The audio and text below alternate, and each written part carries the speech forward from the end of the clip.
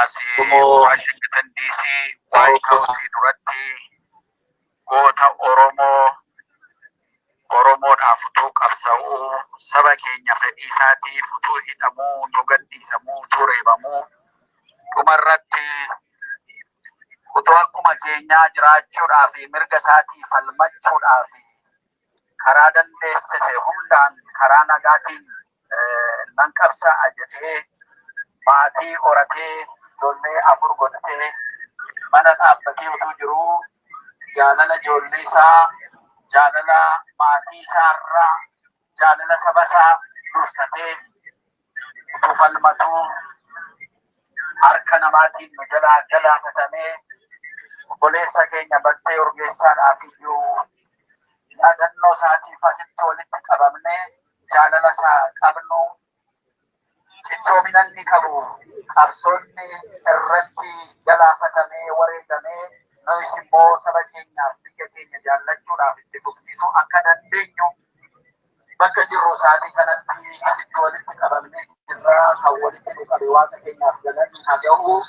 Isinis immoo bakka jirtanii kan walitti qabamtanii galanni keessan yaada laphee keessan keessa jiru saba keessanii uummata keessanii biyya keessaniif isa yaaddanu isa gaarii sana Waaqayyo ijaan akka argitanu isin dandeessisu. Egaa Waaqa waliin kadhanna. Yaa Waaqayyo Waaqa uumamaa hunda kan uumte Waaqa waaqotaa gooftaa gooftotaa kan si fakkaatu kan hin jirre hundumaa isa mul'atuuf isa mul'anne kan uumte maqaan kee hundaa ol kan galatoome si galateeffadha yaa Waaqayyo.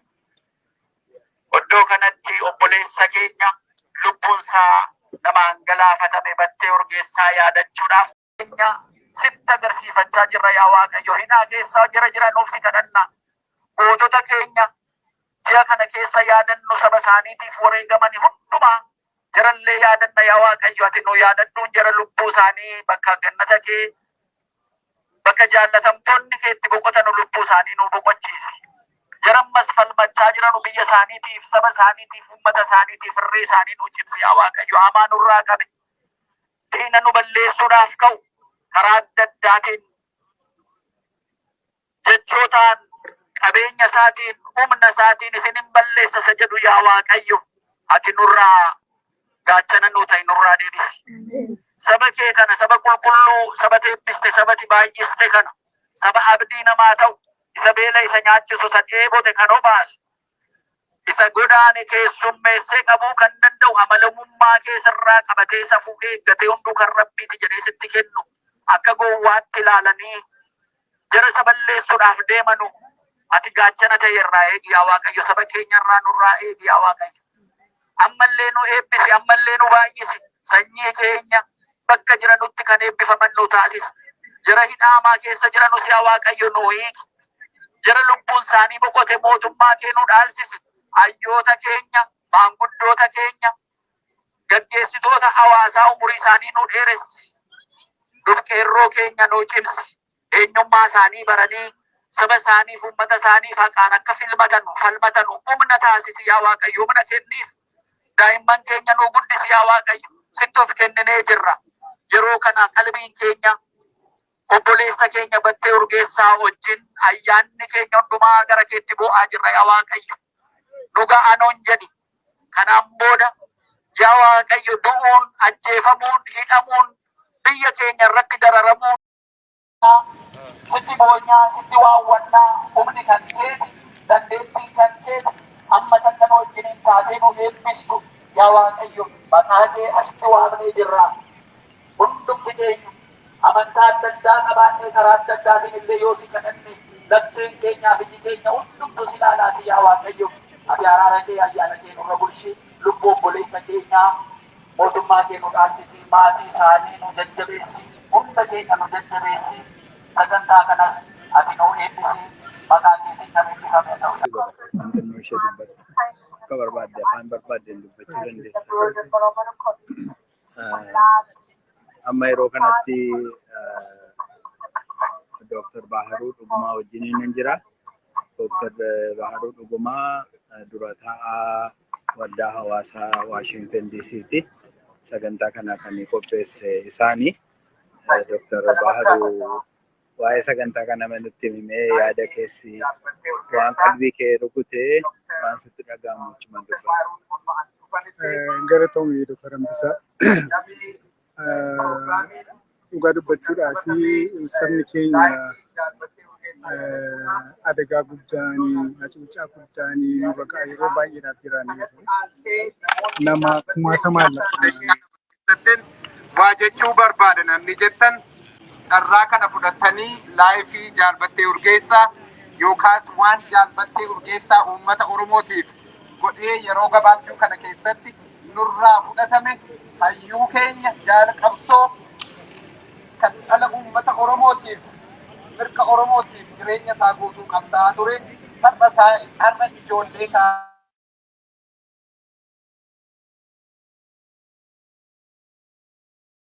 laayifii isaa namni waan tokko dubbachuu barbaade yoo jettan gara kanatti kottaatii carraa kana fudhadhaa daqiiqaa tokko daqiiqaa lama keessatti gabaabsaatii waa jedhaan isinii jedhaa kan nuyi asitti walitti dhufneefis laayifii obboleessa keenyaa yaadachuudhaaf waan inni nuu godhe Oromoon maal ta'ee akka inni arguu fedhee akkamitti kaayyoon Jaalbattee Urgeessaa bakka eessaa nuun hin ga'u yeroodhaanii wanta baay'ee irratti wal qumataa jiraachuu hin dandeenya. Garuu komiin suni wal fixuu irratti hiikamuun isarra hin jiru. Warri TPLF na hidhanii na rukutanii na ajjeesanii dhugaadha. Garuu eega isaan mootummaa irraa ka'anii booddee karaa duulaatiin saba sanas dhaaba sanas duguugna yoo jenne sirrii miti. Karaa seeraatiin gaafachuun irra jira. Akkuma mirga Oromootiif mirga nama hundumaa namatti hin yeroo naan jedhe dhugaadhuma dubbachuudhaa fi abbaa amantii fakkaata malee nama poolitikaa natti hin fakkaanne. Very rational, thoughtful, karaa haallee yoo ilaalte nama all roundii ta'e nama guutuu, nama qalbi qabeessa, nama maturity umrii isaa ol kan qabu. Nama akka obbo Batteedhaan agarree isa nu saaman. Isa nu harkaa fudhatan. Ija keenya jaamsanii akka yaada isaaniitti akkuma Hacaaluu yeroo jaasan isaanitti fakkaate ammas Oromoo afaan qabachiisne jedhaniiti inni Oromootan dhiisa isa. Deebiin kanaa maal ta'uu qaba isa jedhu sabattan dhiisa. Hamma argutti garuu hunduma keenyaaf waan galaa jiru natti fakkaata. Warri abdataa turre har'a hammam akka isaan ta'edhanii abdii nu kuttichiisaa jiranii agar inni isaan Wallagga biyya Amaaraa jedhanii nutti boonan. Inni isaan Ilubaaboor biyya Amaaraa jedhanii kanaan dura nutti sarbaa turan hin geenye yoo ta'e inni nu dammaqsu ta'e har'a qaroo keenya isaan ajjeesanii nama nagaa dubbatu kan isaan ajjeesanii nama elaameedhaan wal dhaggeeffannee wajjin.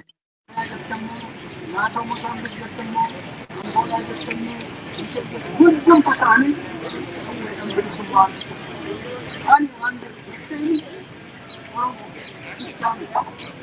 Oromummaa Profeesar Asaffaan Oromummaa jechuun waan jedhuudhaaf hojjetu Oromummaa jechuun kan akka Oromummaa hundi dhugaa Oromummaa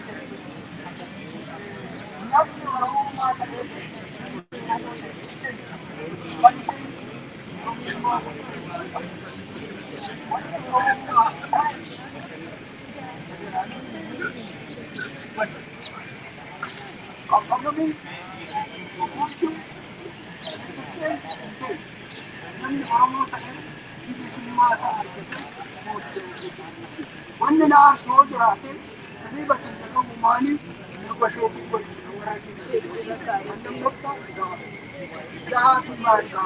Finfinneen keenya haa ta'u afaan Oromoo afaan federaalaa gara waaqaa maattan akkamitti namni afaan ofii dubbatu kan jira namni tokko du'e Oromoo keessatti nama 100 dhalate kan immoo agarsiisee jira. Kan banteen waan du'eef nan gammade jechuu nan danda'u baay'ee dasa jira. Maaliif oo dadhabeetu bildingi wayii hojjetanii simintoo dhagaa ashaa walitti gootanii bishaan irra dhiibu. Wanteen dhiiga isaatiin tokko godhu. Warri har'aa jettan Oromoon maalii tokkon ta'u kuma digdamatu jira nama digdama kanan lakkaa'ee kan bilchaatu. Oromoon kan akka Oromootitti dhufu kan akka Oromootitti istiraagolii hin jiru. Oromoon jaba, Oromoon cibaa. Baay'ee argannee jira. Oromoo kan akka Oromoo isaa jiraachisu kanumaan jechuu barbaada. Ani ofitu maalan jedhaa qawweedhaan gabroomne qawween bilisummaa baafna. Ameen jedha.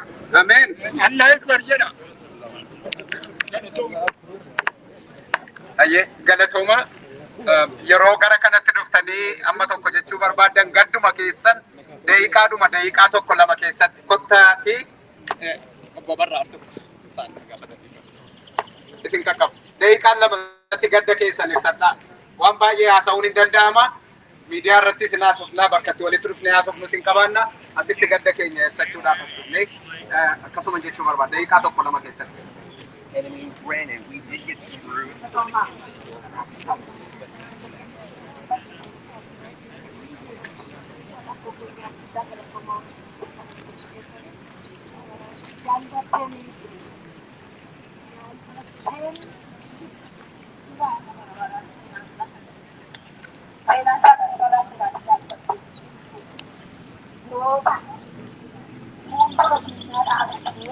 Hattoota keenyaa kana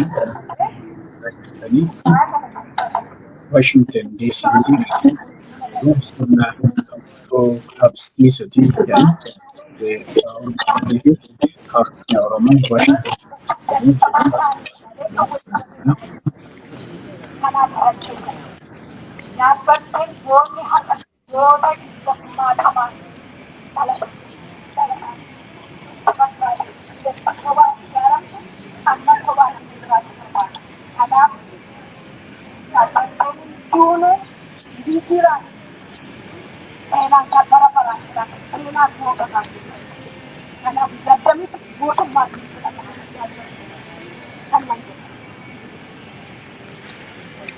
Kan baay'eetu as jirtu warri baay'ee qaamaan beektan warri isaa wajjin haasoftan asirratti gadda keessan ibsachuudhaaf akka bareedan hin barbaada. Akka barbaadan nan beeka. Garuu gaggabaabsinee akkuma kana daqiiqaa tokko lama keessatti akka walitti dhufnee yeroo as dhuftan gabaabsanii akka haasoftan obbo Barraa kana yookaan Dooktar obbo Barraa kottaa.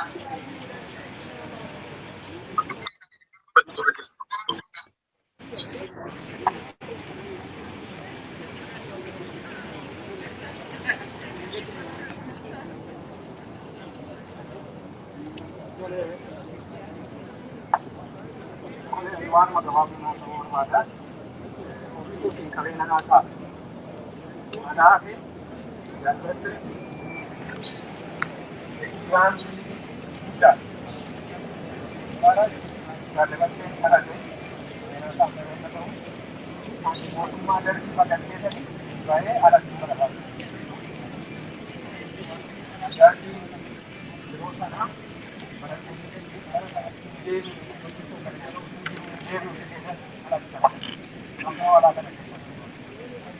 baratanii hukumaa akka sanaa wala darbee har'a ajjeefamee akka yeroo sana mootummaa ani baqadhee bahe akka jaallatee ajjeesanii darbatanii gatanii nama ajjeesaa akkanas kan du'e waan the core principle Oromoon kan dhaabbatee from generation to generation itti lolee dhiigee du'aa bahee bilisummaa Oromiyaa independent democratic republic of Oromiyaa turtees ooltees ni ijaarre jechuudhaaf lubbuu isaa dabalata. Warri alagii kun amma dandeettii keenyaatti maqaa qabsoo kanaa wajjin dhaabbannaa waan inni irratti wareegame isaan baasuudhaaf qooda keenya kennina. Tokkummaa keenya eeggannee tokko taanee differensiin gidduu jiru hunda balleessinee ni dhaabbannaa, ni qabsoomnaa, Oromiyaan bilisoomtii jallatee amma Oromiyaan bilisoomtutti eksaampilii ta'ee nu godhachiisanii. Galatoomaa obbo Abarraa akkasumas bakka ministeeritaan beektuun sangoota.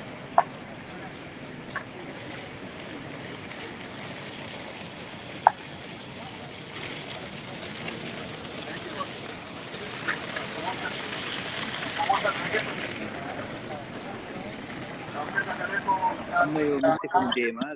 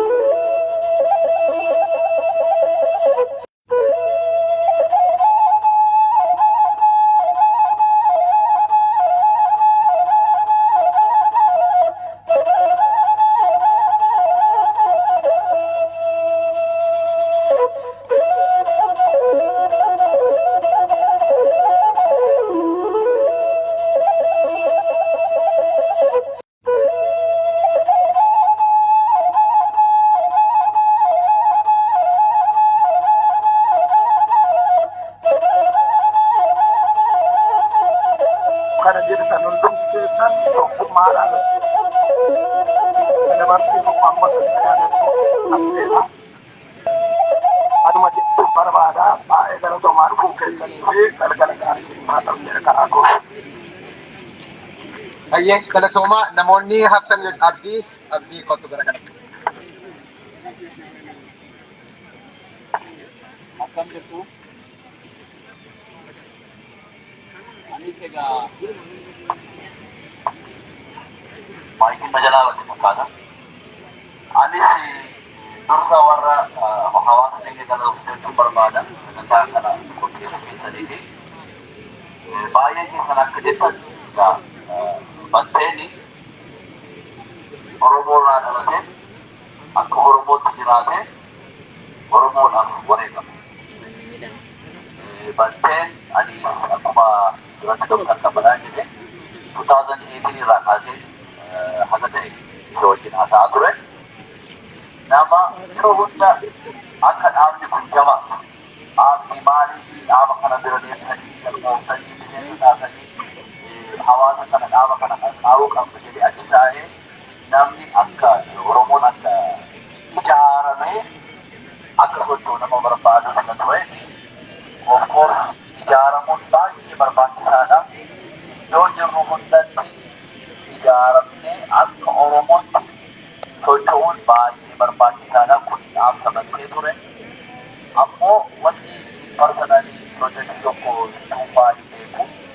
Projektii tokko dhagabaaf akkuma Saayimoon Arabsi dhiyaatee sana ijoollee lamaan tokko fideessee namni kun ambaasaadara keenya namni dhiyaatee jiru yeroo hundaa biyyaatti dhiyaatanii waa walitti qabuu yaade. Achi booddee yaada kana sirriitti dhaabbii adii keessatti bareedee akkasitti daalacha fakkaatee deemuu hin dandeenye. Beekumsi baay'ee sodaachaa deema. Ijoolleen na arrabsiti, na dubbatti, saayikooloojiitiin sammuudhaan tuqamaa jira kan jedhu. So maatiin dhufan namoota keenya kan biyya keessa jiranii akka ijaatti ilaallu kana salphaatti fudhatina. Haga danda'amee isaanii karaa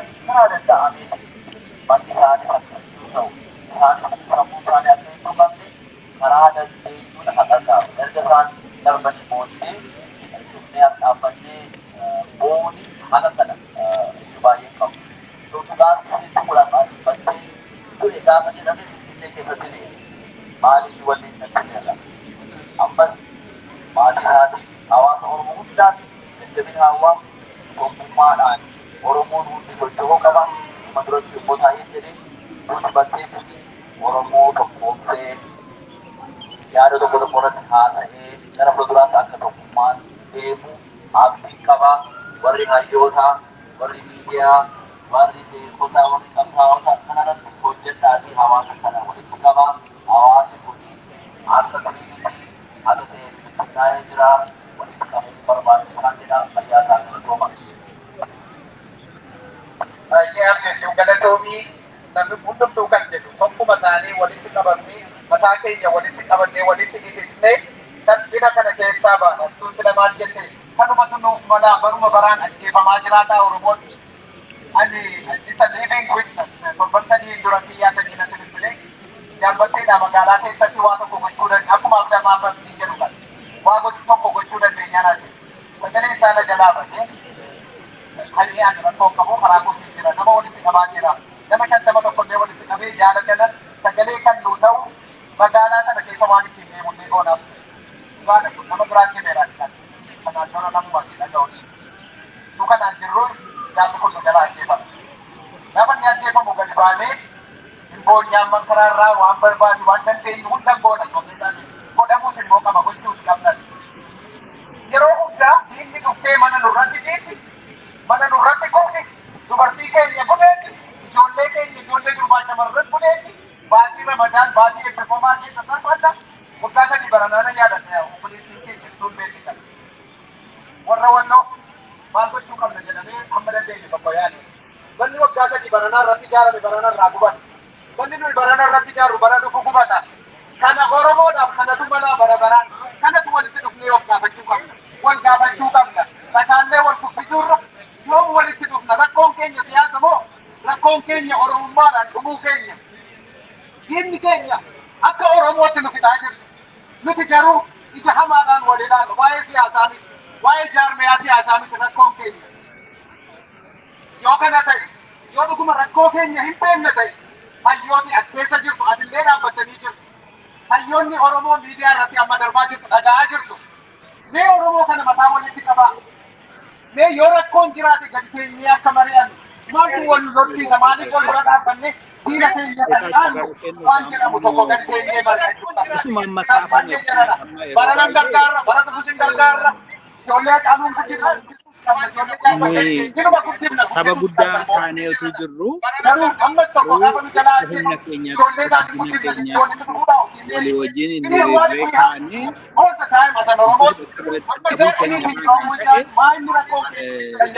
samiira sadiitu jira jedhama. Oromoon hin jibbama, Oromoon hin tuffatama, Oromoon hin sodaatama. Kanaaf keessumaa inni kun qaroo nama ola deemaa nama egeree qabu tokko dafanii akkuma amma inni jedhe akka misingaa ishee daraattee dafanii kutan kun itti fufa. Oromoon immoo maal gochuu qaba? Maal goonu akkamitti walitti dhufnee mari'annaa iddoo lafa jirrutti jettee yaadda? Miira keessa ibsatu. Guddaa galatoomii.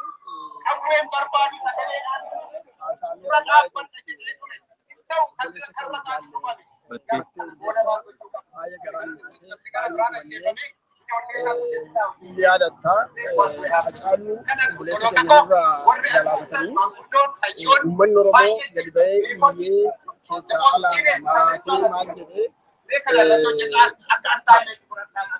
ammas immoo kunoo qaroo keenya nama biyya bulchuu danda'a jennee yaadnu battee guddeessaa irraa galaafatan. Waan Oromoon gochuun irra jiraatu tokkummaa jenna yeroo hundumaa. Eeggadda hoogganni tokko dubbata waa'ee Oromoon tokko jedhu. Itti tokko taanee maa waliin kaasee deemee kaanee diina kan jiraatu dadhaba. Diina halkanii guyyaa nu dalaawachaa jiru. Oromoon afaan isaa tokko, biyyi isaa tokko, aadaan isaa tokko, waan hundumaan tokko garuu waliin hiriiree tokko ta'ee isaan akka itti beeksisaa jiru uummata keenya qaroo keenya caa jiru kana ofirraa galaafachuu kana waan gochuu irra jiraatu Oromoon kana booddee nu ga'a jechuu danda'u ture gadi taa'ee malee keessaaf ala beektonni hogganoonni yaada tokko gadi ta'ee yoo wanta kan hin gaafatan wayi karaa nagaa wayi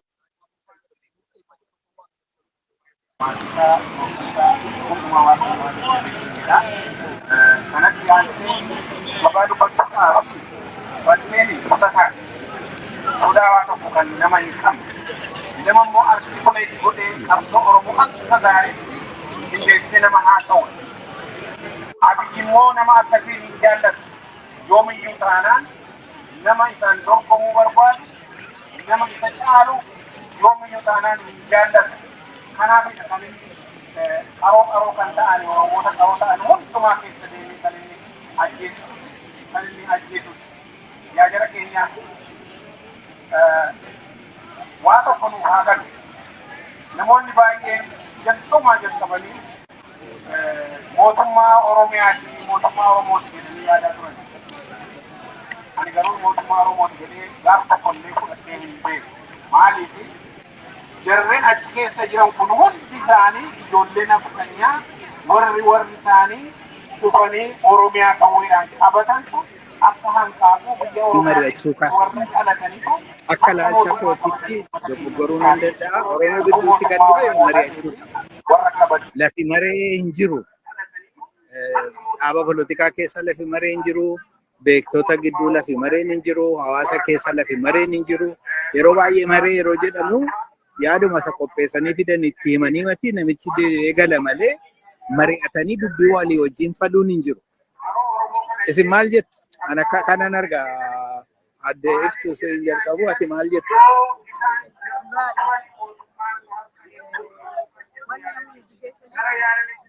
Namni marii qabne dubbii murteessuu hin danda'u. Nama mari'ateetu alaa gala. Oromoon kana jedhu. Nuti dhugaadha marii hin qabnu wanti kana fide waan baay'ee ta'uu danda'a. Tokkoffaa takkaan fi Oromoon ofii keenya of bulchinee beeknu nama jalatti bulle malee. Namni nama jalatti bulle sammuu mataa isaatiin baay'ee waan isaa mari'atee bakkaan gaachuu hin danda'u. Nama sana jala deema malee tokko sana. Lammaffaan nuu miti mana namaa dhaqa. Namatu ganda keenya dhufa. Ganda keenyarra jiraachuudhaan karaa dandeettii akkaataa ittiin addaan nu baasu akkaataa afaan keenya tokko hin taane akkaataa yaadni keenya bu'uura qabaatee bakka tokko hin geenye hin keessa ta'anii sana yoo of eegnee ta'u akka namni afaan keenya adda adda hin goone walitti dubbannee lakki kun dhibaanii fi lakki kun hin baasu lakki kun hin ta'u jennee sana hojjechuu baay'ee sunni salamaffaadha. Inni sadaffaa immoo ila Oromiyaan biyya sanaa kan bulchitu qabeenyaadhaanis guddinaanis waan hundaanis biyya sana kan bulchitu. Kana ta'ee odoo jiru eenyutu kana dhiisee tokko kana dhiisanii galuu hin jiru.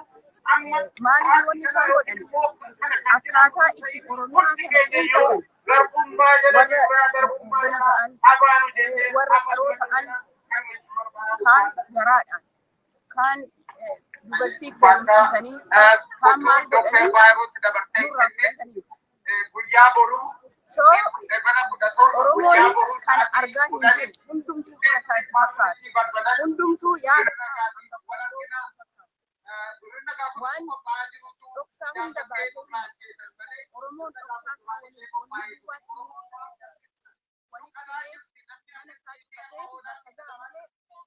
waliin waliin haa warri hayyamallee fudhanne hojiirra ijaaboru yoo hojii obboleessi keenya dhaabbatee keessaa ijoollee isaa qabsiisee foon forever guyyaa tokko hojii ooluu hin danda'amu.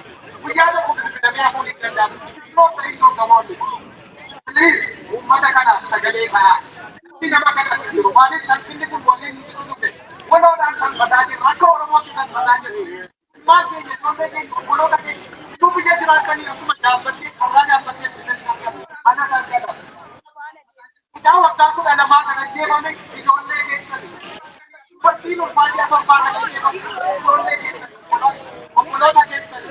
Haala Oromoo keessatti. Mana Oromootu gubataa jira. Qotee bulaatiin ta'aa jira. Diinaan qalamaa jira.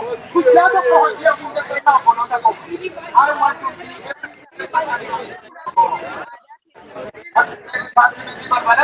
Tokko tokko kennu fakkiin gaanaa haga wanti tokko ta'ee hojii akkamitti qabaashee hojii hafuudhiin kan tokko yoo hafame not the end of the world. Kottaa sagalee taatuuti it makes a difference. Difference qaba sagalee uummata keessaa hamilee taanaaf uummata keessaa warri alaa ijoollee ta'aa jiru waa'ee keenya lubboo gadi baanee jechuu haala achuu danda'u kanna. Bukaanee bakka jirru hirna isaa bahamuu qaba. Warri ilaalaa jirtan seetii hundaatii hirna isaa bahaa uummata keessanii sagalee isaa yeroo kun yeroo isaan kanneen mana keessa seenanii kana nuti kadhatan. Warra kana jirtan garuu warri seetii paartiiwwan qabbalan adii kudhanii akka walagan adaraa dhiiga ilmaan Oromoo dhangala'aa jiru. Wanti fedhe yoo ta'e guyyaan tokko yoo hafame omaan eegnee deeman ijoollee isaanii waggaa 10 kan mayaadhaan gara alfaansaalee jedhu inni chaalenjii kana fudhannaa darbaaruu gara kanatti bakka haga Dr. Abdiyaanitti OMN baay'ee kana boobachuu barbaada. OMN amma sadarkaa kana jira. Also on May 4th, Dr. Baharun is the leader of the community. OMN is the Karkasa or the Kamajira. Good but good and Gabakane, OMN is the so we need to have a media, a permanent media, media Kanak, media Kenya was exercised. So we need to have, of course, more than one media, but at least we have to have one media. So May 4, one has to communication to podcast Kagale Education Arada, Kamanuman, May 4, Kamanuman, Bada,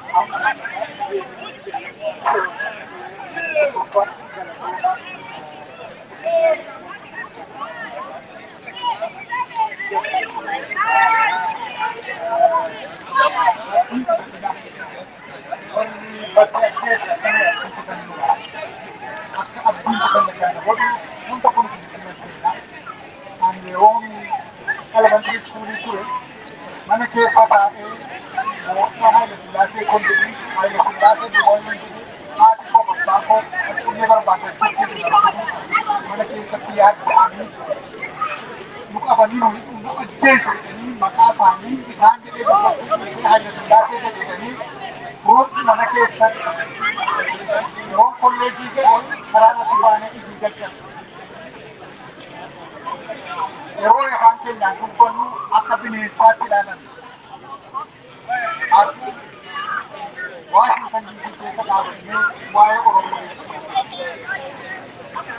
Kalau umur advance nation Congress ini wai orang wai kebukaan itu berkaitan. Ini bukan jadi kiri balik jadi semacam jadi macam apa lagi. Itu kemudian bukan di Malaysia. Yang mengatakan yang pulang ke kita tu, awak dunia terlibat begitu. Itu kemudian dan lagi kita negeri. Kontakkan dulu akan sudah dilakukan. Dia sangat orang yang singkap,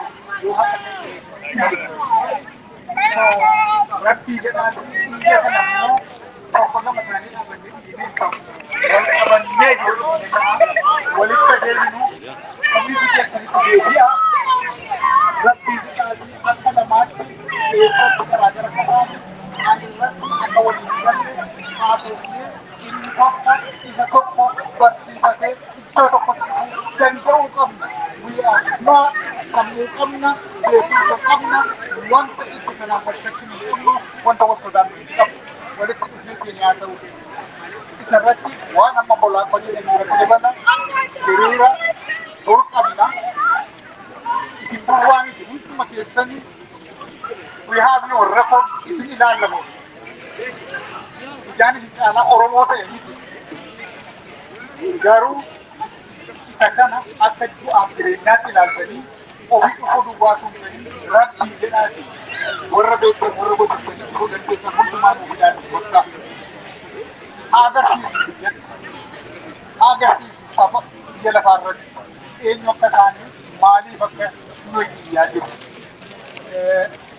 Kanaan dura hin ture gaafa digdamaadha walitti qabamee jenoora assambilii godhannee filannoo filanne illee turre inni sababuma kanaadha guddaa of hin dandeenye digdamii torbatti achi fageessineerra kanas miidhagaluu waan miti hadaraa keessan warra isaaniitti nu dabarsaa akkuma abdiin jedhee ilaa walfumanna yeroo baay'ee OMN kana kan maqaa Oromoo hooga Oromoo afaan Oromoo kan qilleensatti baase qilleensa biyya lafaa firii kan godhee fi afaan keenya akka dubbatamu OMN jaallatatti kennu jama. Balleessaan basilleessine jedhu kun yeroo dogoggora jiraachuu hin danda'a. Isa akkuma warri ijoollee wal taa'anii wal gorsanii yeroo itti dhufu hin dhufa yeroo inni itti keenye wal gorsan. Amma garuu biraandiin kun akka inni hin madoofne akka inni gabbatee gara fuulduraatti deemu sagalee Oromoo akka inni ol kaasee qilleensarra oolchu yuutuubii duwwaadhaan sun ta'in tiiviidhaan akka inni akka isaa duriitti deebi'ee gummaa'ee hojjechuu danda'u. Waashintan keessatti akka inni mana banatee lafa addanaatiin warri digdama soddoma ta'anii nurratti bobba'aa oolan sanaaf deebisuu kan danda'u bukkee isaanii taa'ee mana kana bukkee taa'ee interviyuu akka inni gochuu danda'u rabbii jedhaatii walitti dhufnee hagargaaru gaafa mee afuriidha. Asirratti kan dabaluu barbaadu OMN kan xabaqaa ta'e miti lafaa ta'e. Miidiyaan Oromoo eenyuyyuu nurratti dagaaguutu irra jira, nutu dagaagsuutu nurra jira. Qoqa keenya, iyya keenya, beeksisa keenya, barsiisota keenya, barsiisuu waan barbaannu kan iddoodhaan nu ga'u ijaa isa ta'e akka kanaan duraadhaa harka namaa ilaaluun nurra hin jiru ofii keenya miidiyaa keenya ijaarrannee fandii goonee akka barbaadnutti gaggeeffachuu qabna. Iyya duwwaa miti seera keenyaadha hojjechuu qabna. Rabbii jedhaatii kottaa OMN gargaara achirratti akkamittiin warra kaan warra akka OMN'dha already waan maqaa isaanii beeksifatanii isaanii deebisanii ijaarree akka dhufuun gochuu nurra jira. Ulfaadha galatooma bol warra agarru taatu jira. Sagantaan keenya har'aa asumarratti xumuramaa yookaas ani nanafee waa tokko jechuu barbaada namni jedhu yoo jiraatu ta'e asirratti finnaa dhungoo keessan dhaamsaa gara sanatti fidaati nagaa waggaafadhaa waa'ee borii irraanfatina assaayimentii keessan godhadhaatii yoo dhuma pilaanii goonillee ammaa qabaa pilaanii godhaa boru wan argina wal biraan nama biraallee dabaladhaa kottaa isteet dipaartimentii balbalan wal agarra kanam galatooma.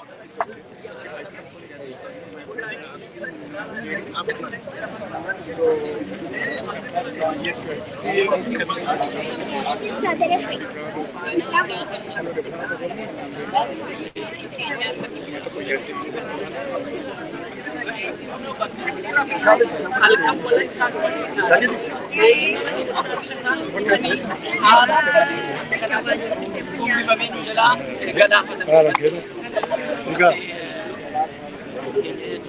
ketika nanti anak dengan nanti korupor dia semua kalau dia semua ada itu jadi saya pada bagian apa karena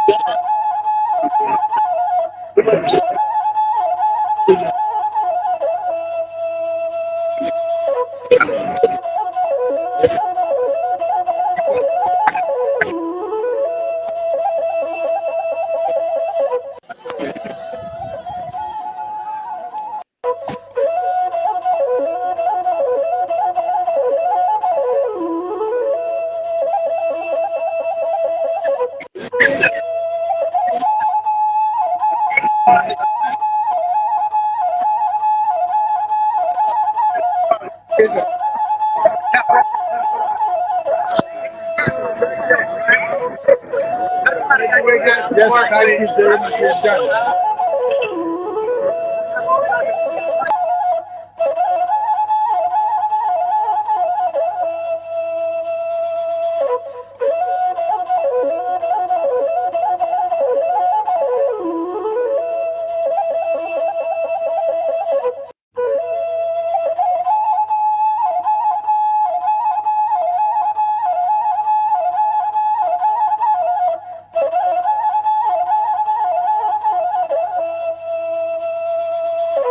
Qeenxeedhaan qabaniin ajjeesaa turan Oromoo. Amma immoo koreedhaan ijaaranii koree nageenyaa jedhanii nageenya Oromiyaa kan balleessuuni akka ajjeesaa fi darara rakkina keessa jiranu Rooyitersis addunyaanis kana baree jira. Kanaafiyyuu addunyaan sagalee Oromoo dhaga'aa jira. Qabsaa'oon karaa adda addaatiin karuma dandeenyu hundumaan waa'ee uummata kanaa haasofnu akkuma jedhamee biyya sana keessatti amma Oromoon kabajan argamneef waan isaan malu san amma hin argannetti gaanfa Afrikaa guutuudhumtiyyuu nagaan argattu. Kana biyya kanatti sittimnee jirra.